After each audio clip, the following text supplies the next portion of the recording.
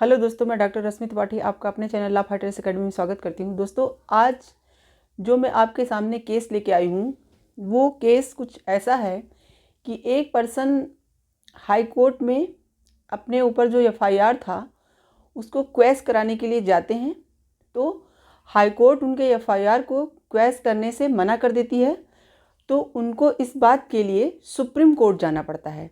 तो हम लोग आज इस केस में यही जानेंगे कि सुप्रीम कोर्ट अपने जजमेंट में इनको किस तरह का न्याय देता है, और हाई कोर्ट ने जो इनके एफआईआर को क्वेश करने से मना कर दिया था, यानी कि इनके एफआईआर को रद्द करने से मना कर दिया था, उसके बारे में सुप्रीम कोर्ट ने क्या बोला, सही था वो या गलत था हाई कोर्ट का फैसला।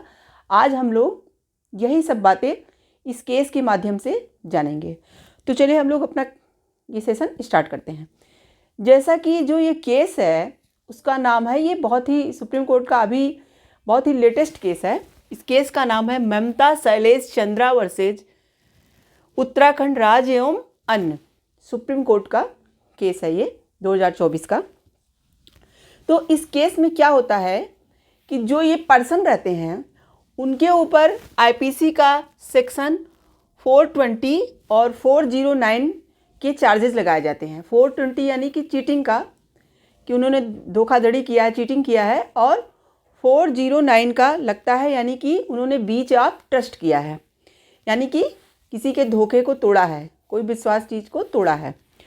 तो यह केस इस मामले का था।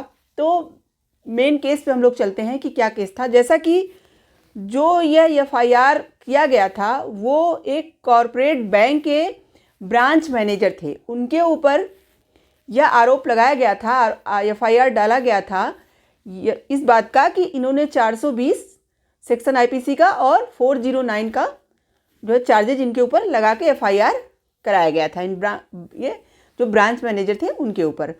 तो पुलिस अभी अपना इस चार्ज पे जो इनके ऊपर लगाया गया था उस पर अपना इन्वेस्टिगेशन कर ही रही थी कि ये अपना ये जो एफआईआर इनके ऊपर कराया गया था उसको रद्द कराने के लिए, यानी क्वेश कराने के लिए हाई कोर्ट चले जाते हैं। जैसा कि हम लोग जानते हैं कि हाई कोर्ट को सेक्शन सीआरपीसी के सेक्शन 482 में एक पावर दी गई है, इनहेरिटेंट पावर, यानी कि अंतर्निहित शक्ति जो हाई कोर्ट की होती है। तो हाई कोर्ट को यह पावर है कि वह इस तरह के झूठे एफआईआर को या झूठे केसेस का फिर से जो है सब कुछ जांच पड़ताल करके उसको रद्द कर सकता है। तो इनका यही मकसद था हाई कोर्ट के पास जाने का कि ये जो एफआईआर इनके ऊपर मतलब चार्ज की गई है, इनका कहना था ये झूठी एफआईआर है और इसे हाई कोर्ट क्या कर दे, रद्द कर दे, क्वेश कर दे। ये अपना केस लेके हाई कोर्ट के पास गए। अभी इनका केस हाई कोर्ट में चल ही रहा था। जैसा कि ये उत्तराखंड का केस है, तो उत्तराखंड में नैनीताल के अंदर अभी हाई कोर्ट में इनका केस चल ही रहा था, पेंडिंग में था केस, कि उधर जो एफआईआर हुआ था उसमें पुलिस ने अपनी चार्जशीट इन्वेस्टिगेशन मतलब के पास, ट्रायल कोर्ट के पास पहुंचा दी चार्जशीट।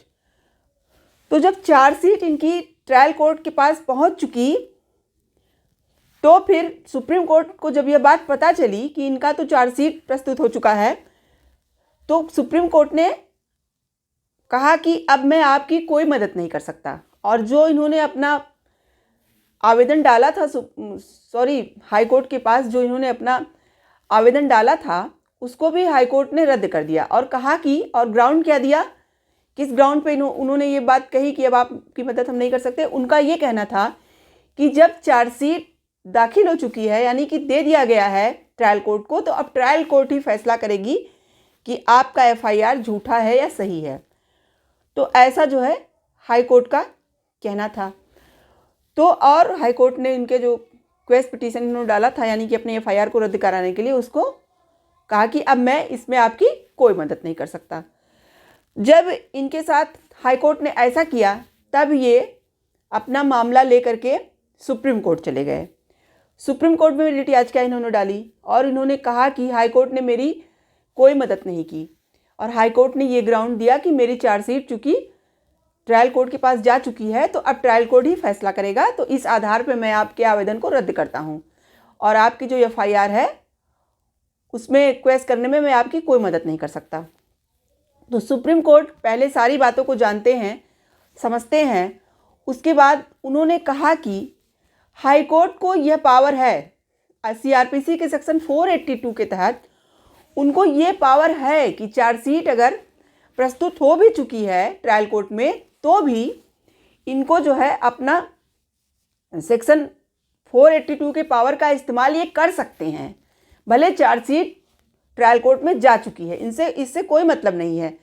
ये जो है अपने फैसले को दे सकते हैं यहाँ। और जो इन्होंने ये ग्राउंड दिया है कि चार्जशीट प्रस्तुत हो गई है, वो यहाँ पे बेकार है, मतलब यह मानने लायक नहीं है इनका ग्राउंड। और उन्होंने एक केस का भी हवाला दिया जो अभी 2011 का केस था। सुप्रीम कोर्ट ने कहा कि इस तरह का केस मेरे पास पहले भी आ चुका है।